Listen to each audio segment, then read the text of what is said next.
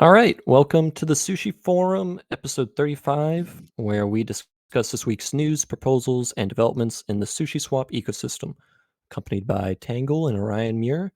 Thanks for coming out, everybody. Thank you, Turtle. Always a pleasure.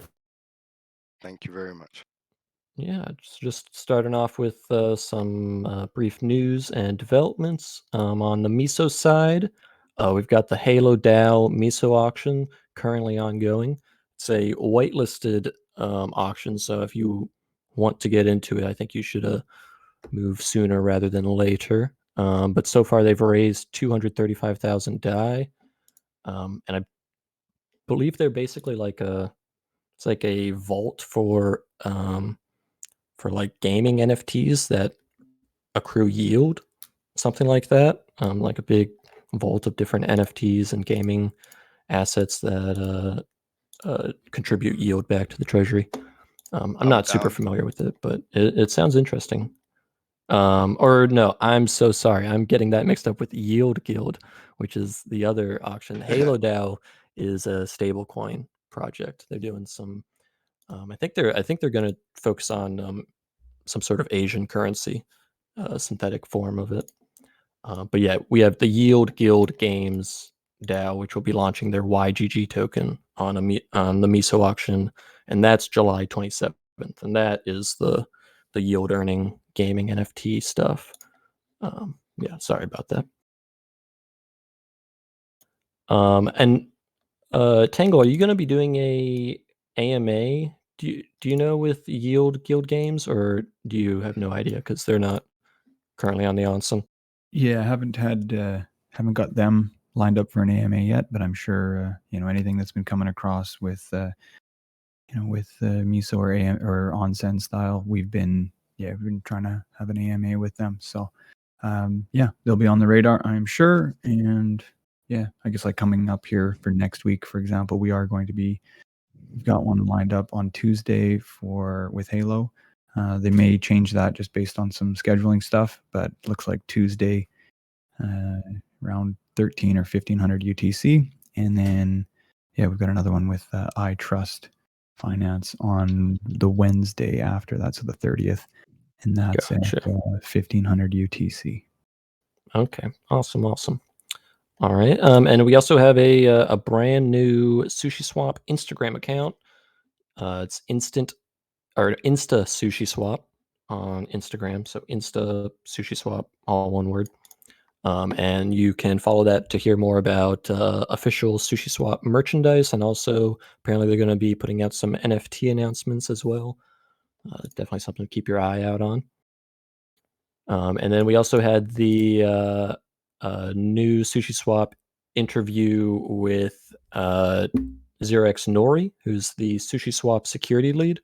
You can read that interview on the sushiswap-org Medium page. So if you just put in sushiswap-org Medium, it should come up.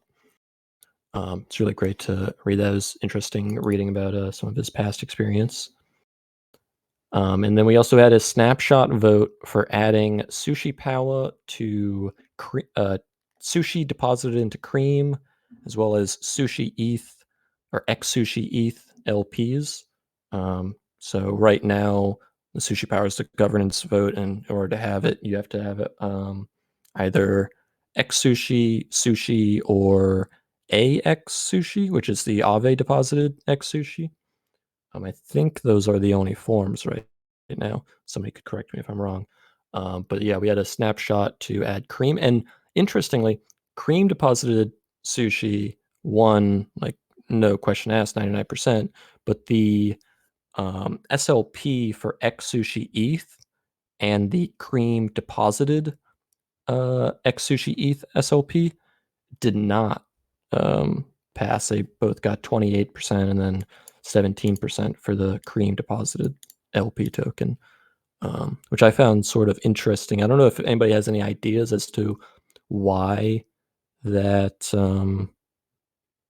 that distinction would be there. Like, why would people who have X Sushi not want people who are LPing X Sushi ETH to vote?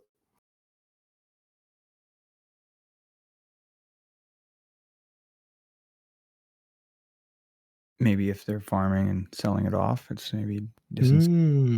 Interesting. I don't know. Maybe that. Maybe.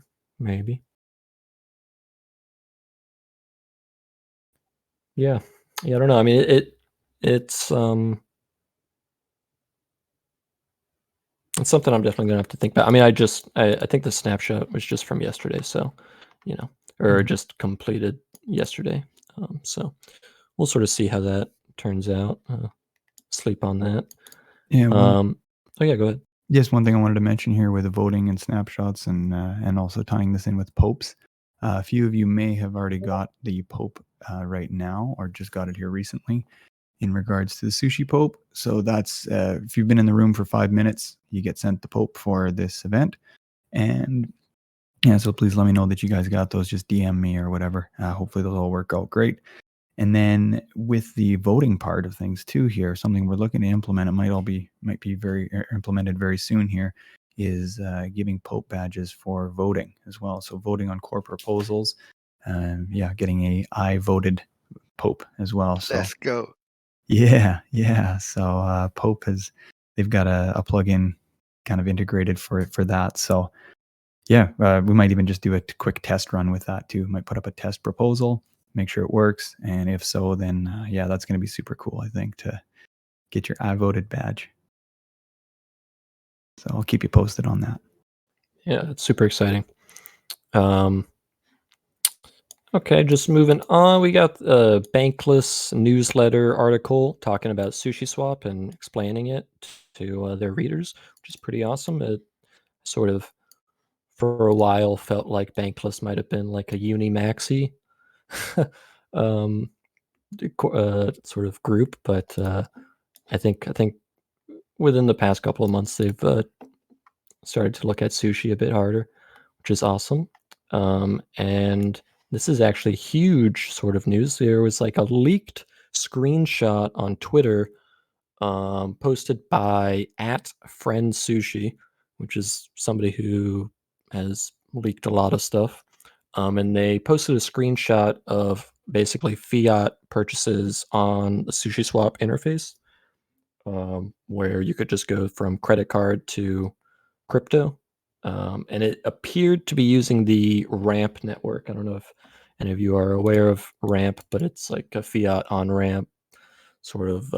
I think they're just like a middleman essentially that allows DeFi or other organizations to integrate with their credit processing service. I guess I'm not super familiar with RAMP, but I am familiar with it.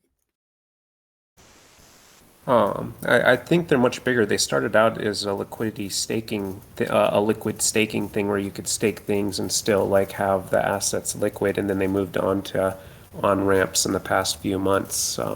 There's a few of them in the scene, and I love seeing more accessibility, especially on multiple chains. I know that they're working with Polygon too, so excited to see them and Transact making it easier to get money on. Yeah, I'm just curious. Who, if I mean, I know I would, but would you guys get a sushi credit card if it was tied to your bento box account? Sign me up. Of course. Heartbeat. Yeah, I'd probably get it like framed on my wall. Yeah. Yeah, so that should be really cool. There's nothing official about that. It's just a screenshot, and you can look at it at FREN sushi on Twitter. But if it is real, it's super exciting. And so next up, we had Sushi announce a full stack partnership with Harmony. So Harmony is like a side chain. I'm super uneducated on Harmony, so Harmony is a side chain for Ethereum. That's about all I know. But Sushi is basically doing $2 million in rewards for the Cashi borrowing lending on Harmony, 2 million in rewards for the Sushi swap. platform or the yield, and one is one. I guess one is the native token for the Harmony platform. 1 ETH will be incentivized pool, and apparently they'll also be doing a hackathon with $100,000 specifically for sushi related projects. And I'll just read out this quote that Mackie had. He said, "We are delighted to work with Harmony to expand Sushi as the leading DeFi ecosystem in a multi-chain world that Harmony is bridging. We can't wait to see how new developers and users engage with the Sushi ecosystem on Harmony as we continue to grow Sushi for everyone." Awesome. Yeah, multi-chain is the way to go. And there'll always be like users in different parts of DeFi or on the internet, or just in different parts of blockchain, different parts of the culture that either they don't use Binance Smart Chain, but they use Polygon, or they don't use Polygon but they use Binance Smart Chain, or they don't use this but they use XDAI, or whatever it is. Everybody, the more side chains we can get onto, the bigger the feedback loop is going to be. And it's pretty exciting that they're doing like a full support of the entire Sushi suite on Harmony. It's a good kickstart for that ecosystem, I think. Yeah, and good to see that there's like the rewards for cashy borrowing and lending as well. Anything we can do to continue to push that and get that growing as well. So I think that's, I know, as we discussed too here, it's very underutilized, and I know Orion's got a lot of hopes for it as well. So yeah, hopefully this can help push some stuff that direction too. Yeah, we just launched our first incentivized Kashi pools on my platform. There'll be 2 more added tomorrow. And I just wanted to say that it really shows the power of Sushi becoming this umbrella of all these different things, from the Sushi Swap, the Bento Box, the Miso, the NFT platform, that ecosystems can basically just call on Sushi, and then all of a sudden they have all of the DeFi Lego pieces they need, really. It's really gonna take our brand far. And earlier, just on the Bankless, I still feel they're maximalists, because their whole show is sponsored by Uniswap, and they talk Yeah. about Hayden like he's a god. But I know. yeah, it's great to see them giving some recognition to Sushi. It's well deserved. Yeah. Yeah, I echo your sentiments about that, but it is what it is. And also, I just wanted to say that we had the Miso AMA featuring @Trace Network, and it's now up on the official Sushi YouTube channel. Tangle, can you give us like a little teaser into it? Yeah, just like you said here, the referral market that they're trying to create. So it's quite an abstract idea, I think, right now. A lot of people are kind of struggling, even myself included, with where it was when I first started learning about it. But it's as we've got these type of platforms, especially DEXs, they're a great example. We don't really have a referral link like you do on a centralized exchange, where you go in, you click your button, it's tied to your account and everything, and you send that link over to someone, and then you're receiving whatever percentage of their trading fees, or whatever their volume is, or whatever the deal is with them. So what people are able to do here is create that based on, it's on chain, so it's wallets interacting with other wallets. So it kind of gives that way of creating that decentralized referral market and connecting it that way. So it does get a little more expansive, as well, as people can kind of create their own markets, and people are able to incentivize them. So even if it's like, for example, if Sushi wanted to do it, they could put together a pool where you could basically have shillers go out and say, hey, if you use my link essentially and get connected to Sushi Swap, and if you do so, then you can be a part of the pool. So I guess pool of rewards. So some interesting ideas there. And yeah, I'm going to look into it a little bit more, because this could be a really cool way for continuing to grow and push the Sushi Swap community. And is anything we can do to help each other incentivize one another, get people here and get people interested. There's definitely some good stuff there. So I'll keep you guys updated on that too if I find anything further and some stuff that can help us. So I remember BowSwap doing it pretty early on in the history, a while ago. And another show for Gemstones is we have an on-chain referral system. We haven't launched our decks yet, but yeah, other people doing it too. nice. Yeah, last I checked, Uniswap doesn't have a referral system. There's an opportunity there. But yeah, let's move on to proposals, unless anybody wants to bring up any topics of discussion before we go on to the proposals. Could be anything that you want to talk about at all. Do you want to discuss any conspiracy theories, Turtle? Okay, all good. All right. Yeah. Proposals. Yeah, so let's get into the proposals. So the first one that we have up is the Verify Miso Launchpad projects using a TCR with Claros made by JRAG, and it's essentially like a community-driven form of tagging projects in the Miso auction that the community thinks are legitimate or have good not just legitimate, but it passes their smell test, I guess. Like they think it's very much up and up, and basically that's to try to weed out or prevent some users from possibly just like buying into a scam, for instance, because I think Miso is a totally open platform right now. But we have JRAG here to talk about it. Thanks so much for coming out. Or I'm sorry, I called you JRAG and you go by Jimmy. Thanks for coming out, Jimmy. JRAG works too. Hey guys, yeah.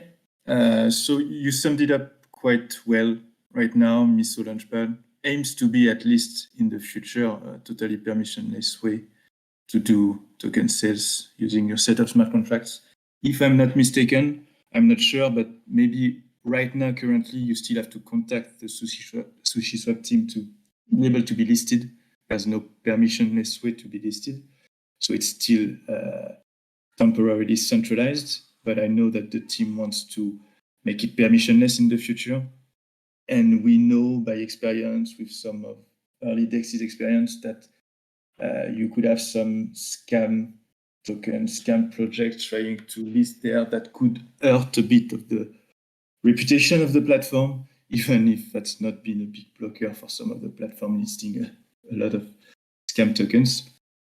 And anyway, to give you some context, I'm from the Claros team, which is an arbitration protocol, a dispute resolution layer.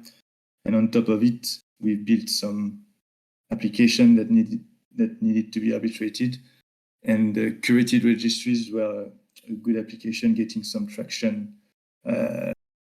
One of them, the popular one, is the token curated registry, in the sense that it's a list of tokens, and it's one of the token lists that Sushi Swap uses. Actually, and it's one of the few, or maybe the only, open decentralized token list that anyone can submit any token into it. It uses the same technology that I suggest for this. So it's a TCR where anyone can submit a project by submitting a name and some information required with it, and put up a deposit in ETH, if we're talking about doing it on Ethereum, but it can be with another native token if we're using a sidechain. And this incentivized anyone to look at that project, check if it follows the guidelines, the rough guidelines that has been defined before, to say what constitutes a potential scam or not, what passed the smell tests or not. And anyone, if they think that that project does not comply with these rough guidelines, can challenge it by looking a similar deposit on the other side. This raises a dispute that goes to Kleros Court, so the arbitration layer or court products where a set of jurors are randomly drawn to debate on the case and then to vote on it. And then this project entry can be accepted or rejected. There's a bit more complexities behind it. There can be appeals and everything, but the simplified process is just that you submit a project with a deposit. If everyone thinks it's great, it will just be accepted a few days later into the list.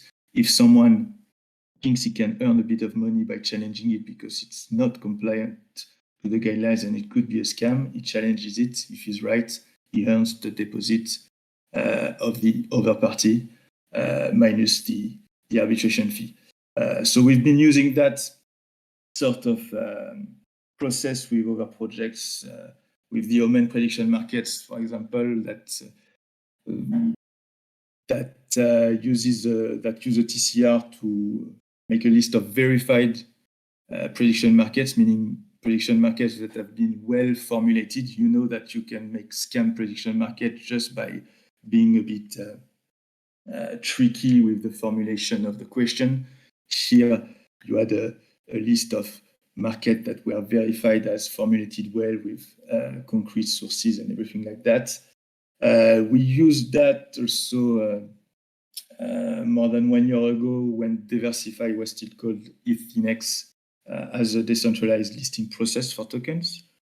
And as I told you, we use it, this curated registry, for our open token list that's used by Sushi Swap, Uniswap, and Zerion. Zerion also displays a badge to say that a token is verified in our token list. And it's also the core basis of our technology in the proof of humanity, which is a registry of humans that is curated through the same process and that enables to make a Sybil resistant registry of people that can be used as a Sybil resistance tool.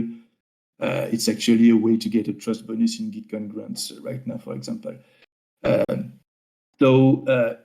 it's a way to have a compromise between full permissionlessness of the platform and still having a way to inform MISO users that the project has been verified. At least some people have done the due diligence because they could have earned some incentive to challenge it if not. So in the proposal, I just suggest two different solutions. One is a bit more extreme than the other. First one is where you rely fully on it, and meaning that you only list a project if it's been accepted into the TCR.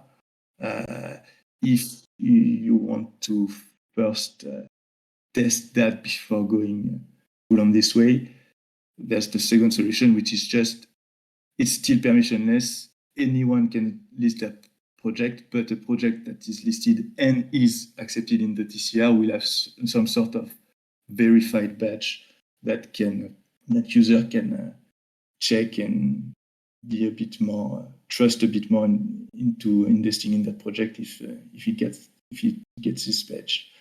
So yeah, that's the high level overview of the proposal. If you have any question about how it works more in detail, don't hesitate.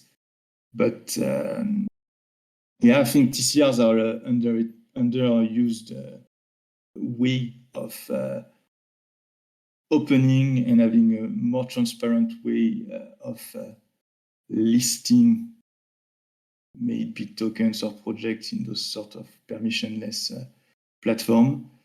And actually, I also had the idea about the proposal because Gnosis DAO also reached out to us to do a similar thing with their Gnosis auction platform.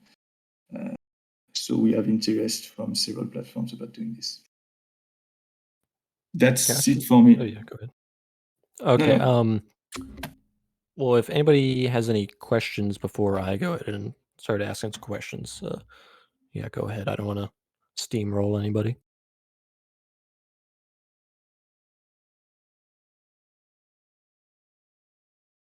Okay, well, I mean, I have questions. So for the Claros TCR, so would it be a specific court that is set up on Claros, and then that court, any tokens that are submitted there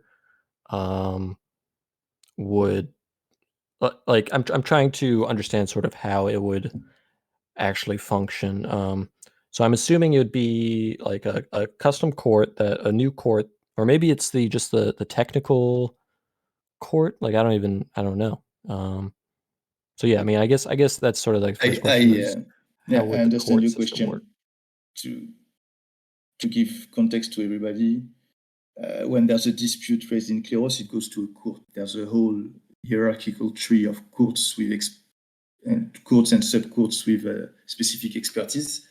And depending on the use case, the disputes go to a specific court. Here, of course, because we're talking about projects and people would have to have some technical expertise to look at it, it would probably go to the blockchain technical court, meaning a court where jurors needs to have experience in blockchain and technical projects, and where we have some other use cases like DeFi insurance project, their disputes about claims will also go there. So yes, that would most definitely be the court where the disputes are raised. But to give you more details about the process is that a dispute is raised in Kleros courts only when there is a disagreement between two parties, a challenge. So 90% of the case, the TCR, which is built on top of this Kleros arbitration layer, does not call the Kleros court. It's just people submit a project, nobody challenges it, everyone agrees with it, and it's accepted. It's only when there's a challenge, and these challenges are mostly rare because you know that the TCR is secured by Kleros, and you will be less incentivized to try to cheat because you might lose your deposit if you're trying to submit a scammy project into this list. So how big of a deposit is it, or is that sort of can that be adjusted? So, yeah, it's a parameter to be set that depends on several factors. The court you have chosen and the number of jurors you want for the initial vote in case of disputes. We often start with 3 because that's an odd number. And if we're talking about the technical court, that sets the arbitration fee. And then you want to add a little bit of reward on top of that, meaning the incentive for people to challenge that project if it's a scam because they it successfully. Here, so that's often a discussion that we have about the complexity of checking out this project. But here we would be in the. I can give you a number right now, but it could be from going from. It would be close to one ether. I guess the deposit because it's quite a good incentive for people to challenge it. It's a scammy project.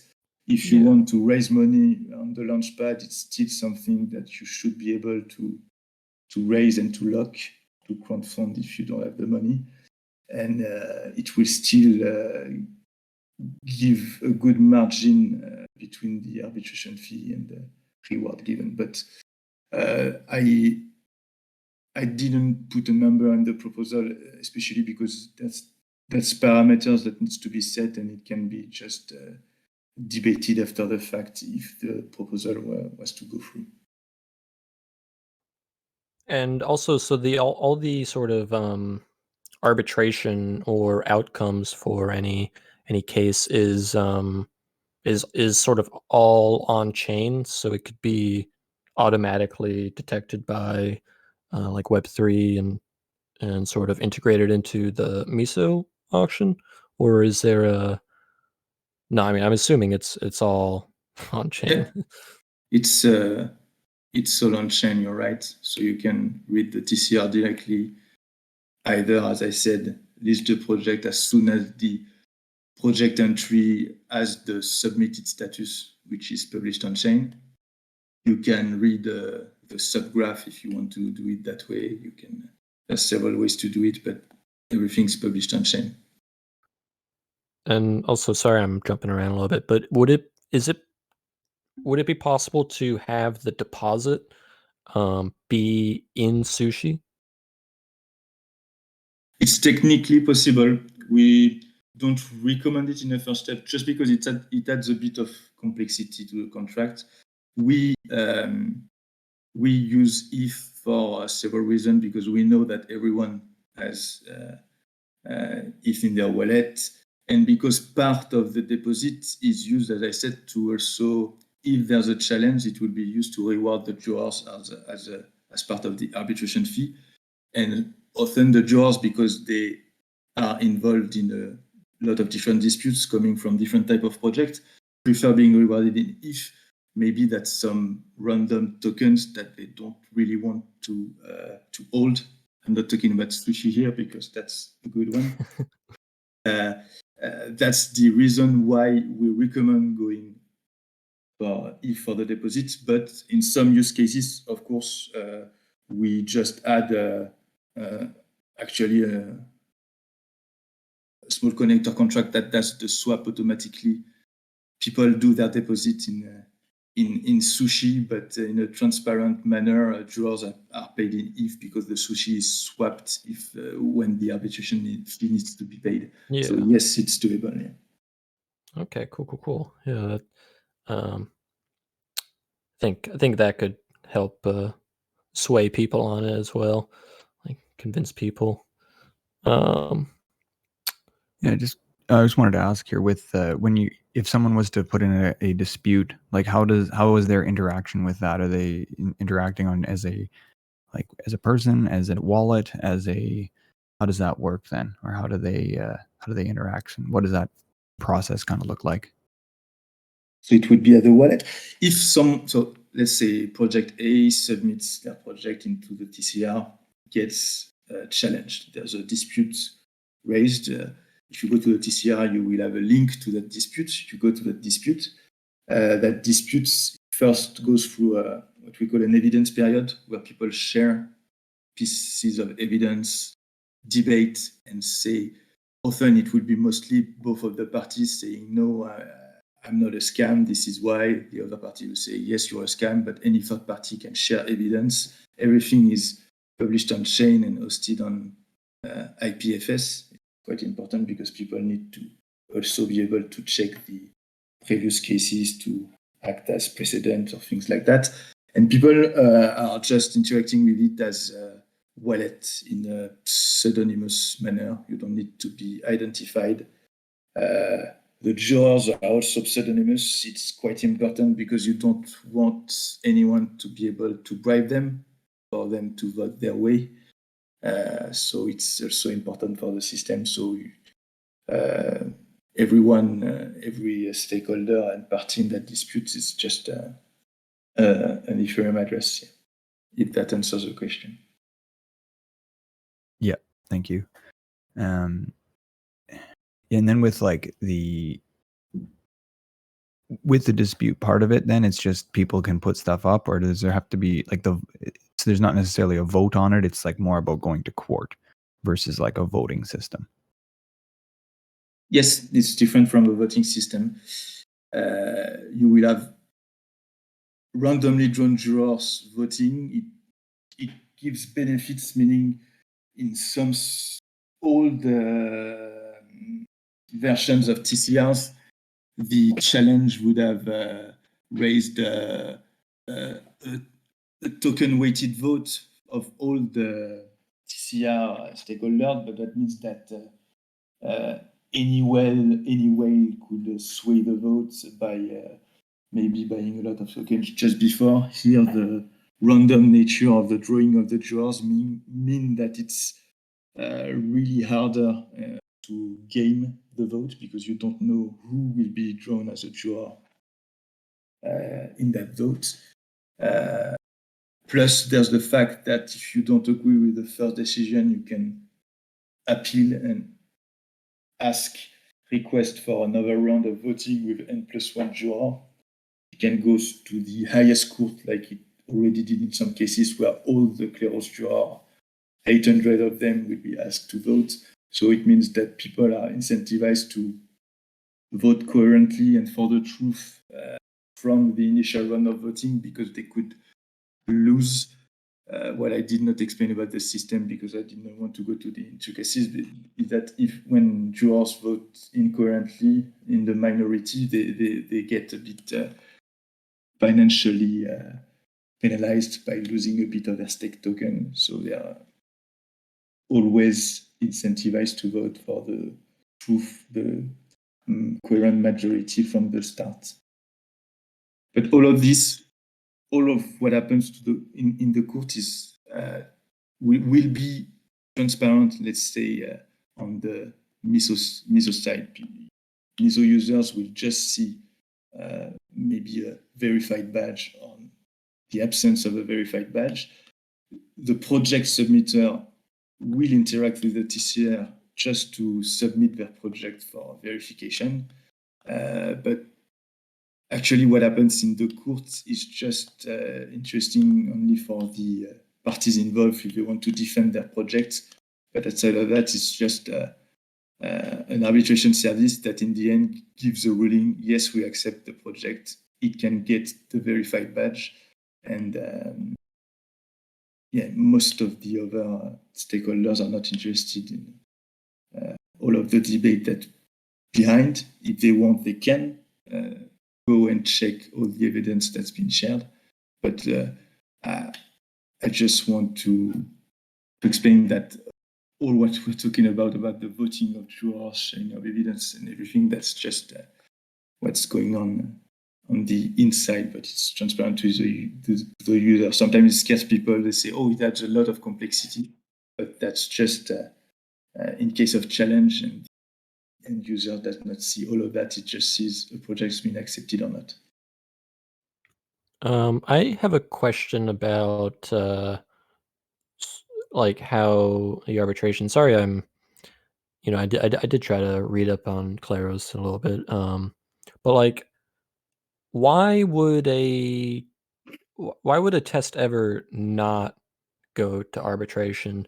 Isn't there almost like a profit motive to have someone try to challenge anything or everything, basically, just to have it so that there are people who are making the decision and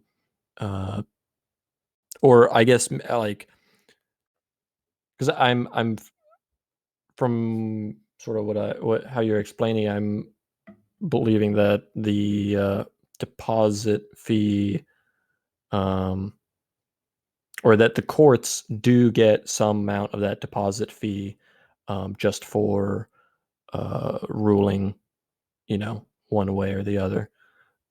Yes. So the challenger of the project will need to put a similar deposit than the submitter of the project on the other side. So if he was to challenge just for making a griefing attack, for trolling, for spamming, he would lose one if for each attack, because he would probably be wrong, be rejected. If by mistake the jurors were to vote in favor of the malicious challenger in the first round of voting, people can just appeal, and that means that the juror would have to put up a bigger deposit and would just lose even more money in the end. So there's skin in the game for the challenger. He can just troll on or try to DDoS the registry. That does not work like that. And for the live registries that we have right now, it's not what we are experiencing. The challengers tend to challenge for a good reason, because they have money on the line. Mm-hmm. Yeah, that makes sense. It's a smart design there.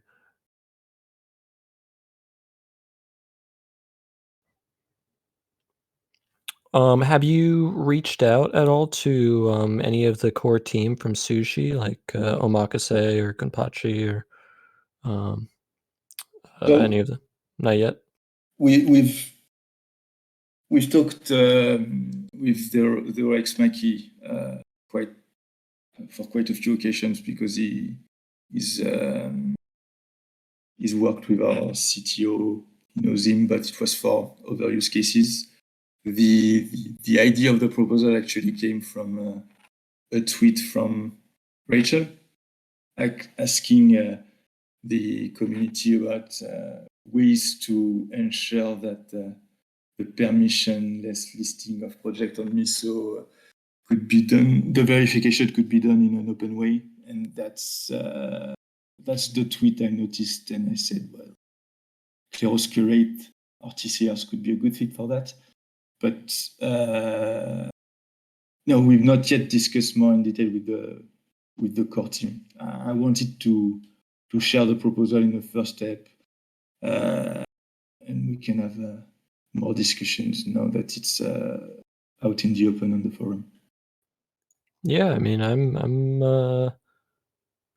liking what I'm hearing in terms of Claros. Let me play a little bit of devil's advocate, and this is coming from somebody who's totally uneducated on Claros. Is there some token? Is there some benefit to Claros token holders versus like for every? I mean, I guess the Claros token holders. That's just participating in governance. I don't know. I guess the pessimistic take is like, well, why can't we just build a system on Sushi that does it, right? Like, why would we use Claros? So that's Yeah. the Go ahead if you want to reply to that. that's the question we get every time we talk about integrating Kleros somewhere. Is well, we have a governance system, we have a DAO, why don't we just vote with our governance? So it depends on the use case. Sometimes it's not a good thing to have your own token holders voting on a sensitive topic about your DAO, and it's better to have an open and decentralized third party doing it. Because we have that community of jurors, that court system where people with some kind of expertise are staked in the court and have the culture of voting and looking at cases, of sharing quite detailed evidence.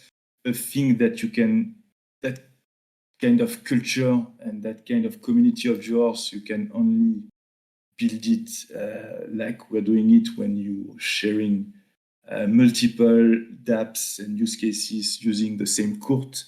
If you just have each dApp or DAO building their own court, you won't have the same hardness of the system. You can just fork it. And to answer your first question, what's the benefit for Kleros token holders? Kleros token holders are mostly our juror community. They need to stake our token to be able to be drawn as jurors. The more integration we have, the more cases they get. It means the more times they are drawn in cases, and when they vote coherently in cases, they get some of the rewards through the arbitration fee. So that's the main business driver for us. It's having the court being used by a lot of dApps because it brings more disputes. More disputes brings more activities to our jurors, more financial rewards. So they want to be drawn more often, so they need more token to stake in more courts. More people want the token, the value of the token goes up. It's quite a standard model. Yeah, I gotcha. And but that's what's important to say, because a lot of people are mistaken on that, is that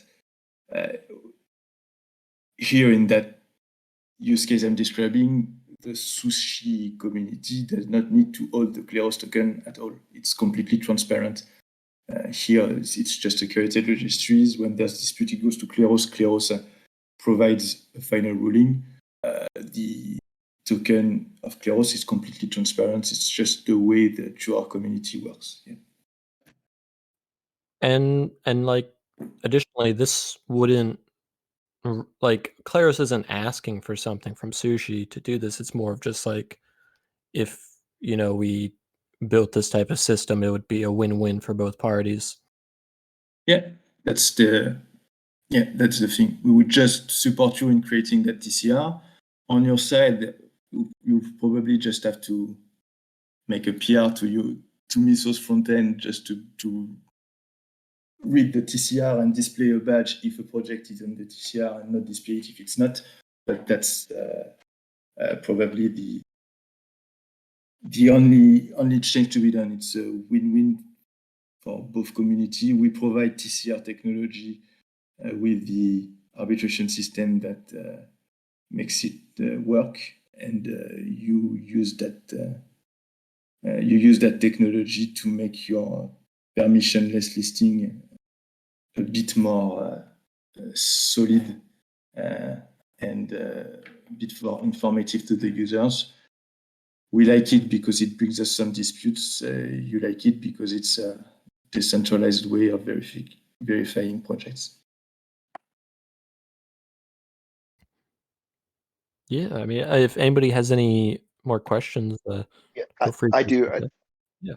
I think that these are, and I apologize if I interrupted, but just two quick questions. One is, presumably when the stakers are chosen at random, the amount of tokens they stake does not, you can't use concentration to influence the decision. I assume that's the case, and if it's not, just explain why it wouldn't be. And the other would be, is there any obligation for jurors to kind of say I'm involved in Sushi? Because you said that they're unbiased, and maybe that unbiasedness is simply by chosen by randomness and not knowing who the other number of jurors are, but there's no guarantee that they're necessarily unbiased when they're voting on a particular product that has a token. So if you could comment on those two things.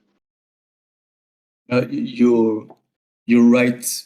Because jurors are pseudonymous, you can't guarantee that they're not part of the Sushi community too, holding Sushi.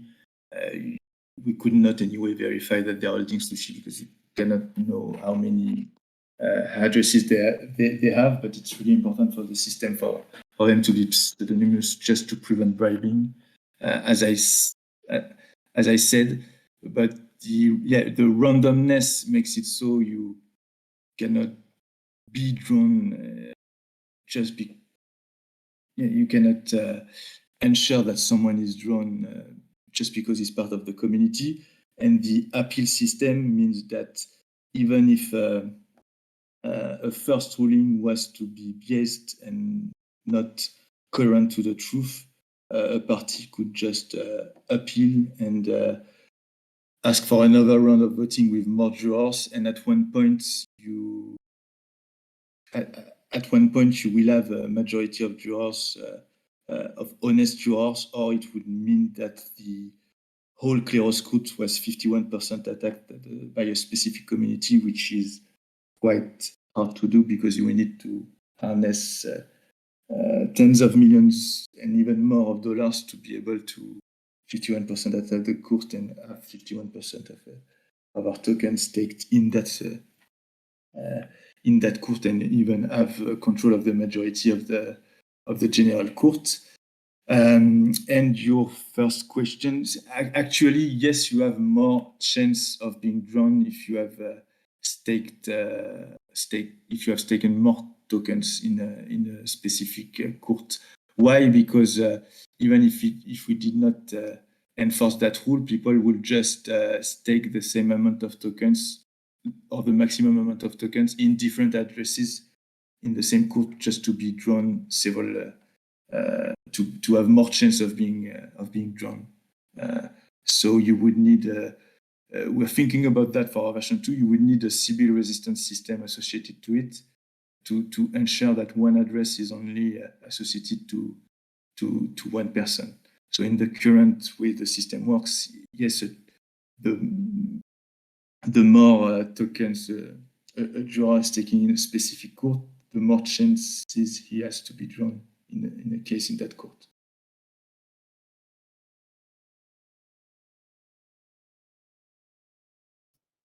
Okay, and have you do you know of any any uh any times the system has struggled, or has it really sort of like proved itself resistant each time? So we're not aware of any successful attempt at attacking the system right now. Of course, I cannot tell you that there's not been one that we have not discovered, but a link I shared, I think at the end of the proposal is there's a history that we share in our Kleros Git book documentation portal about the famous Kleros cases that can give you an idea about how deep the analysis can go on some sort of cases, how you can have really, really detailed debate about parties, people trying to game the system and really crowdfund one of the side to try to gain the upper end, but it's, as far as we're aware, it never worked. For example, one of the most famous cases the last few months was the U.S. presidential election market on Oman, where there was a big push from the Trump supporter side to say that Biden had not win the election and that there might have been cheating and that we could not resolve the prediction market as a Biden win.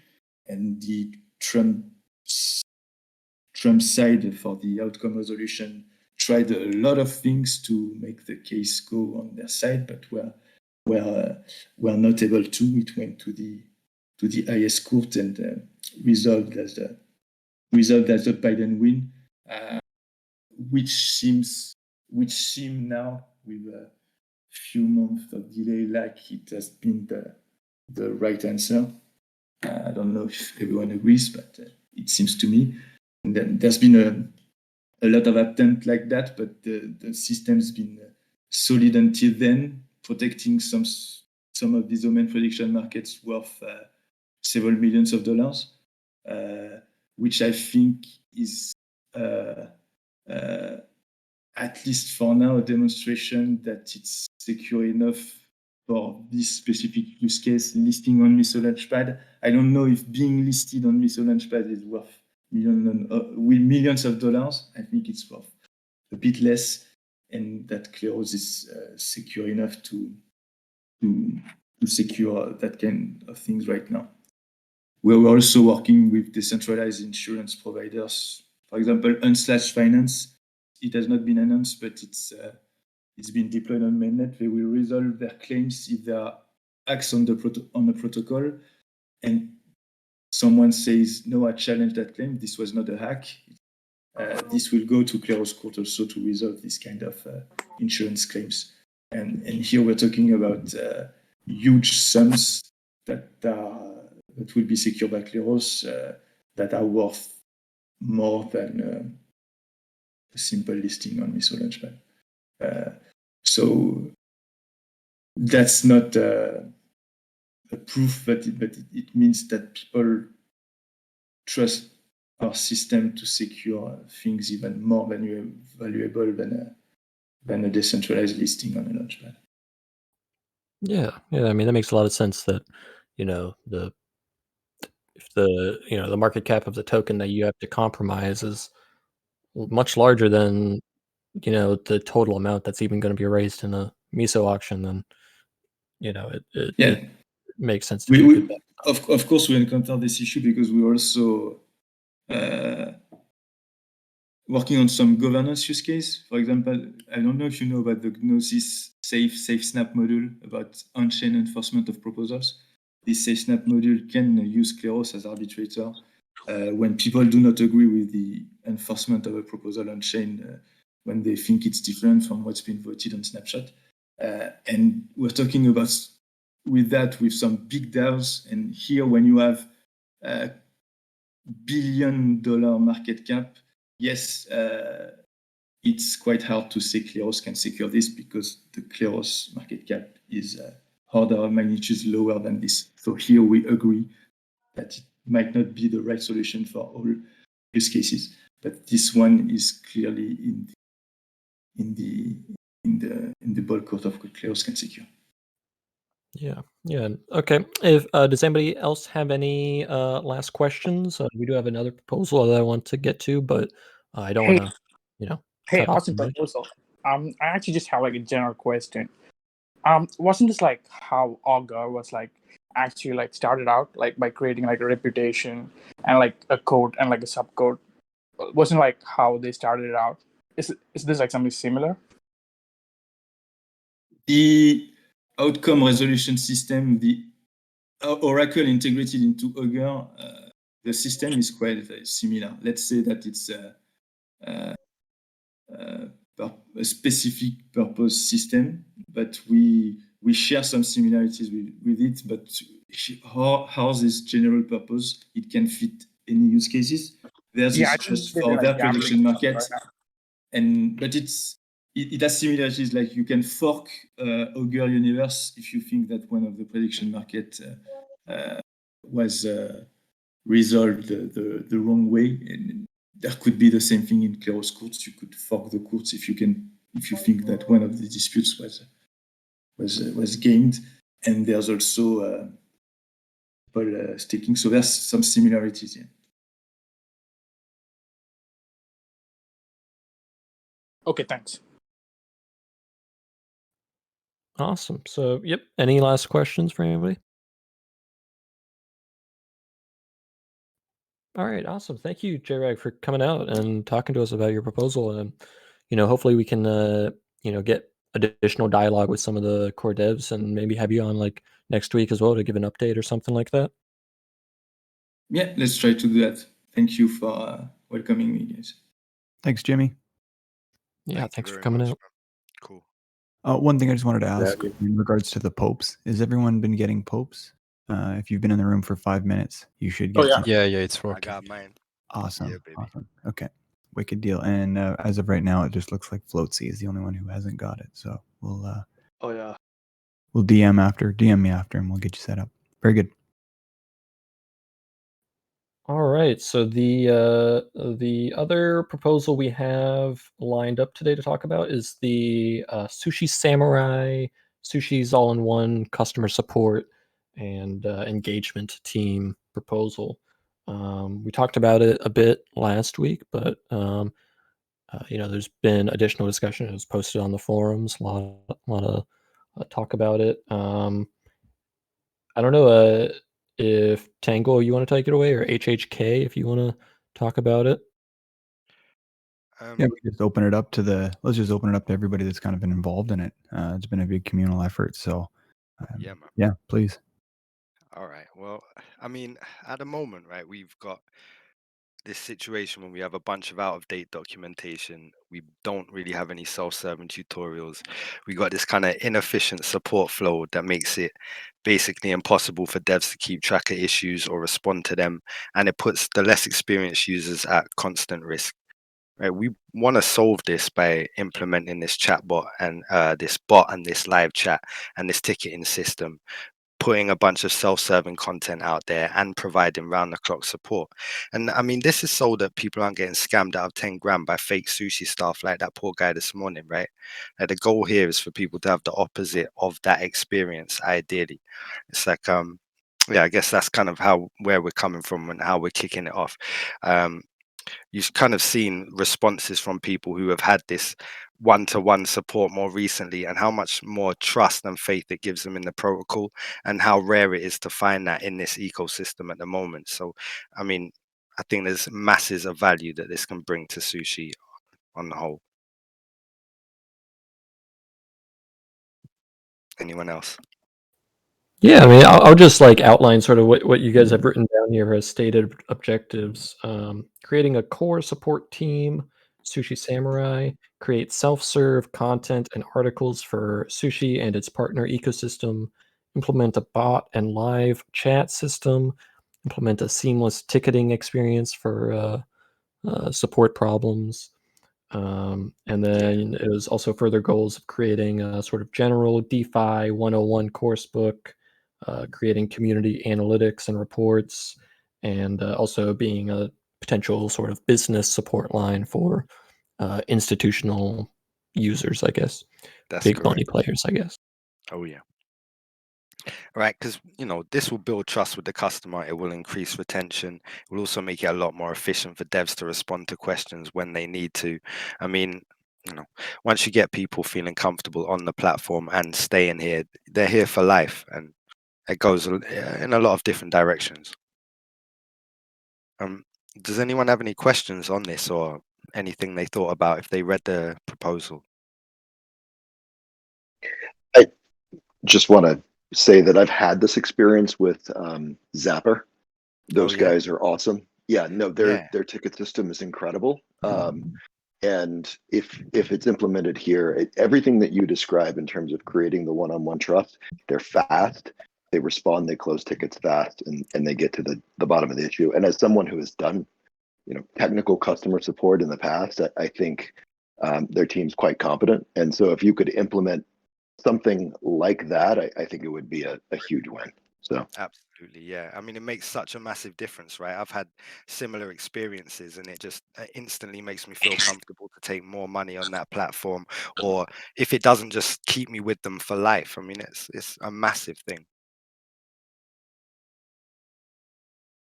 agreed. Yeah, one other thing that we haven't really touched on too much with this in regards to the samurai or the core samurais Absolutely. would be we all know, based on who the sticks that we've kind of listed in there, we all know that, I mean, just through the Discord and whatnot, we can see that everyone here has been rock solid and extremely helpful with this. Moving forward, as we no longer are engaging maybe as actively with the Discord, if these answers can get resolved, Yeah. just a system or some way to instill the trust for new people that come here that may not know that that these are that you guys are the main people to come to. I don't know. We haven't really discussed that or thought about that. I guess maybe I haven't. Maybe you guys have, but how to showcase who each of you are and kind of like show that trust as well. Yeah, absolutely. I mean, I guess I kind of hope we could have some colored names in the Discord so that people could relate them if that was possible, but then also to be endorsed via Sushi through the website. I mean, I think most people, if they are contacting support via a link directly on the website, they are going to trust that those people are genuine support. It's like quite difficult when they just jump into a Discord, they leave a question, no one can even see that question because it's buried, and the only people that scan for it are the scammers. So it's I think it, it, I feel like people are too trusting. If anything, I feel like the last problem we're going to fall into is people trusting us. It's making sure people speak to people they can trust that is really difficult. Yeah. Okay. Yeah. It was just kind of a thought here as we were discussing the Claros thing and the trials and the courts and everything. Oh yeah, I just kind of absolutely. thought, okay, well, maybe how would Well, somebody from the outside coming in know that because Research. these people have been selected, because we're Absolutely. going to push the kind of the community effort rather than and saying that these are people who've been involved in the Oh, community. absolutely. It was just maybe even like more than even just trust, but actually like showcasing even further strength, like why you've been chosen and like how like almost showcasing your merits, Ah, just yeah, that way, interesting. right? Absolutely. Yeah, exactly. So you were talking slightly about gamification of the model so that people could have like stats even for how much they've helped or like proof of help. Even that too, that could even could be a part of it. I don't know if we're getting a Actually, little one of the ideas in the pipeline is to actually create like something for like like some kind of analytics that is like totally transparent and open, where they can actually track like all kind of like elements, like from how much time each member is taking to close Absolutely. tickets, like average tickets closed. But I think still on some level there has to be like some kind of endorsement by Sushi so that people actually know like what they're getting into, like like what how this platform works and like how they can actually actually like wade in through all this stuff. Also, all these core tools like that we're going to use for the platform this core Sushi members will have access to all the dashboards and everything, so they can actually like, because we do need this like main developers inside like the like the chat room or like the dashboard acting as administrators, like if you have to loop them through like system environment agnostic questions and stuff like that, so they would actually have a total control over that and oversight. Yeah, absolutely.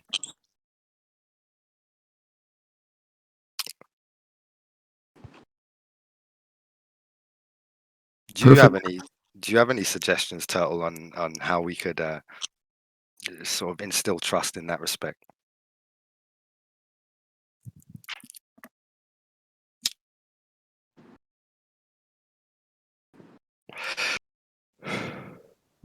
Thinking about that one.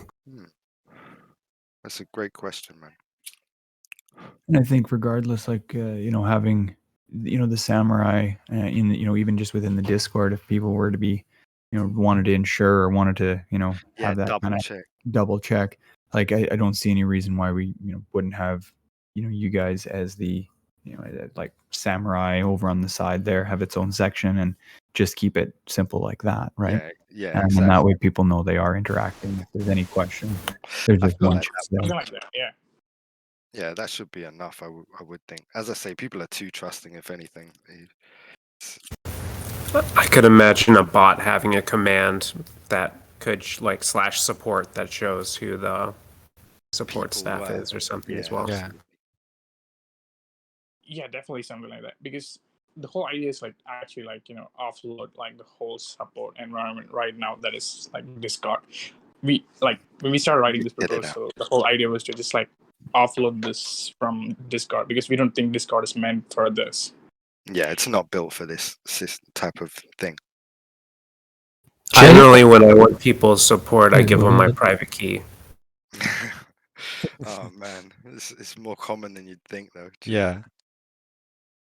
What do you guys think about actually having like a specific sushi support Telegram channel? Because I've seen from other projects that there's specific bots on Telegram that make it incredibly efficient to like have like these tagged terms that when somebody puts a chat message in with that term or that search term or whatever it is, that string, it'll automatically respond with like a preset sort of response. And I at least have seen this happen in Orion has a community that they uses that for, and it is like I see people like having conversations with this bot, like. Yeah, Yeah, I mean, that it's makes really like useful. total sense. But the whole idea here was like create one platform. So, for example, if somebody actually leaves like if the question is like regarding like actually having to read up some article, we could directly just like send them to that particular article directly from the bot we are using, or like the chat interface. So something like where everything is like just on one single platform, from knowledge base to like bot or like ticketing or everything, so just to create like more seamless experience, I would say, rather than like having them go from Telegram to like to like the docs. I mean, you just like break ways here.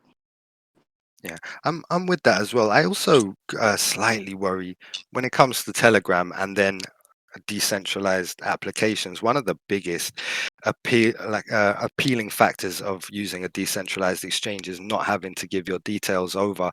We've already been sort of considering this when it comes to how much information someone would have to give over when they needed support. But when it comes to Telegram, I mean, you have to use your phone number. It's sort of almost the opposite. It's almost the antithesis of what Sushi is. So I'm not a super massive supporter of Telegram in itself. Maybe I'm super alone there, but I do feel that. I'd complain more about the UI and like the large scale of people using a single chat room that like an iPhone almost.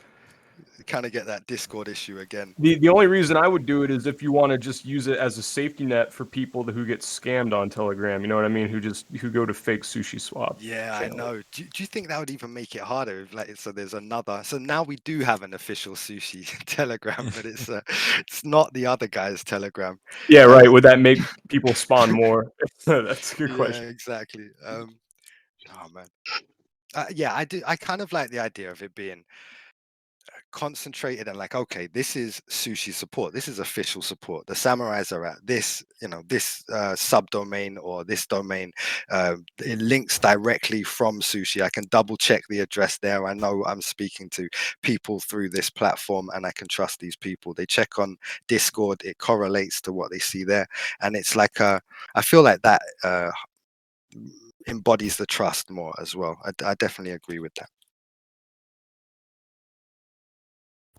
Yeah, and it doesn't have to be Telegram, but definitely getting like some sort of chat room where will Where detect lots of people can, terms and be able to, because like obviously like yes, like you guys will be there to answer questions, but also like there's times when like the answer is so simple that yeah, or the answer has been repeated so many times that it's just like yeah, this is what you would hope the bot would be able to answer quickly, and I definitely like the idea. I think to just have a room where people can quickly see the questions just been asked or type it and it just instantly responds, like a live chat room, or a complete chat room that has everyone in. Yeah, I'm gonna sound like a Ryan, you're broken like a sorry. broken record, but sorry guys. I was gonna say I'm gonna sound like a broken record, but Zapper, it's Discord. So if you're looking for Telegram, you're not gonna have that. But they have the support room. They've got a support ticket bot. You click on it. Hanayad's like awesome. He gets back to you in about 30 seconds and answers you personally. And the fact that when you get the support tickets, you get a DM to say, hey, this is the support ticket bot from Zapper, kind of Nice. relieves people that they're not getting scammed. So Yeah, just try it out. It works incredibly well. I've only had one. It was the incident where they had the USDC contract recall, oh yeah, and it was amazing. So I do think that's a good model. I don't want to kind of monopolize the conversation, but I think no, they it's really do brilliant. have a very good model. Brilliant input. Yeah, we'll research it for sure. Thank you. I think they utilize Canny as well. I think that's That's what we were talking about, right? yeah, we're kind of utilizing that as well. So Exactly. might be anyways, but it's good to hear that you're having good experience with Zapper and definitely can look at them for inspiration. And you see how much of a difference it has made. Like you see the enthusiasm in my man's voice. This is what we are bringing to the platform with this. It's not a joke. Yeah. Oh no, I had something and it fell out of my head. That's me all day. Sorry about that. No, you're good. Oh, yeah. So, like, what's sort of the status on Snapshot? I don't know. I mean, waiting to make sure it gets the momentum and then see if someone from the core can put it up. That's where we're at with it. I think the snapshot stuff is all fixed on Sushi end or is very close to being fixed. So I think there's a few things that'll be able to go up for proposal. Oh, Sushi, baby. Oh my god. Let's go. Let's go. Oh, we'll be able to get those popes as well. Yeah, man. that'd be so cool. Yeah. So I'll just have to wait on. We'll get Chester to build up a nice badge again. We've been doing amazing ones, so appreciate all the work he's been doing too.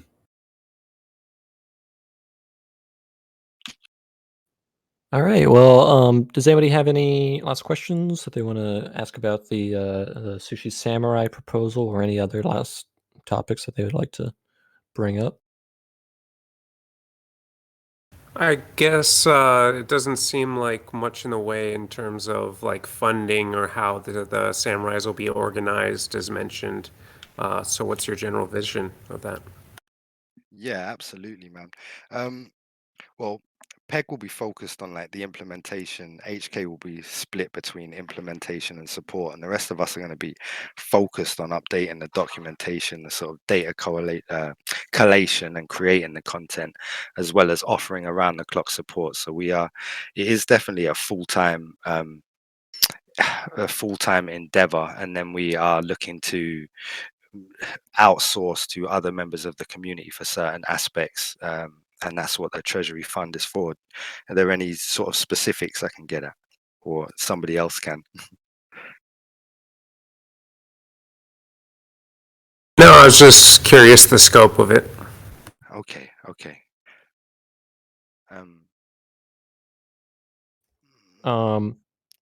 I do have one question. I'm curious. What do you guys think about hourly pay versus salary? Okay. I think definitely when it comes to that, it's about what the community is comfortable with and instills the most amount of trust, whatever is, even if it's like a vesting schedule or a hourly rate or whatever. I think the main thing is delivering for the community and in a way that is feasible for us all to do. Yeah, it's totally reasonable. I mean, yeah, I like you guys should definitely be compensated and like rewarded. But yeah, it's important. It's good to be flexible. Absolutely. Yeah, absolutely.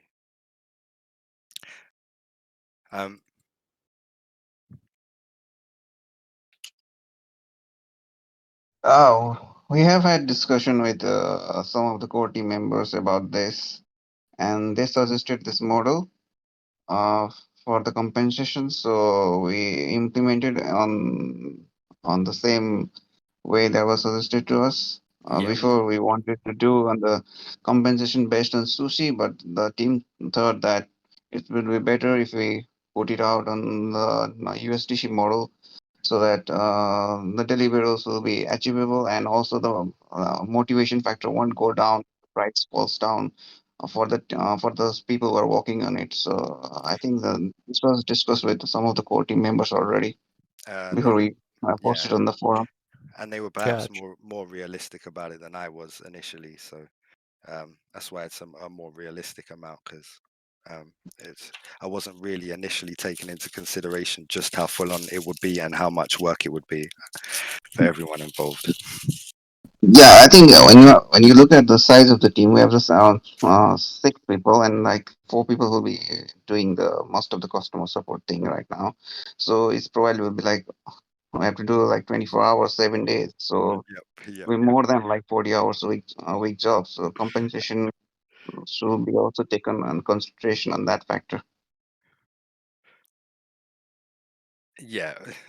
I mean, I'm absolutely willing to do this for that amount to make this happen. I think that's what that is, but I'm absolutely willing to, see what is necessary. But